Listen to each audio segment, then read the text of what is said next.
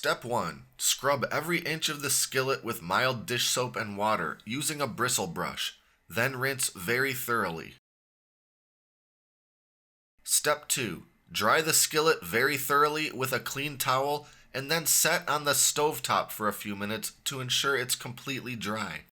Step 3. Preheat your oven to 375 degrees Fahrenheit.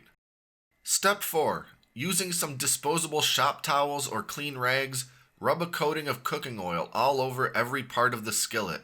Vegetable oil or canola oil works well. Don't use olive oil. Be sure to get all around every nook and cranny. Step 5. Using some more shop towels or rags, go over every inch of the skillet again to wipe away excess oil.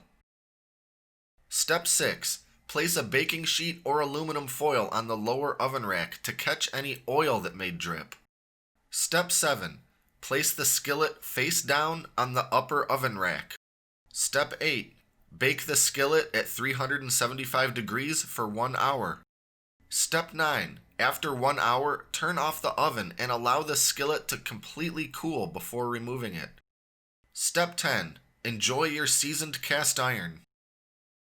Step 11. Be sure to like and subscribe for more DIY basics videos in the future.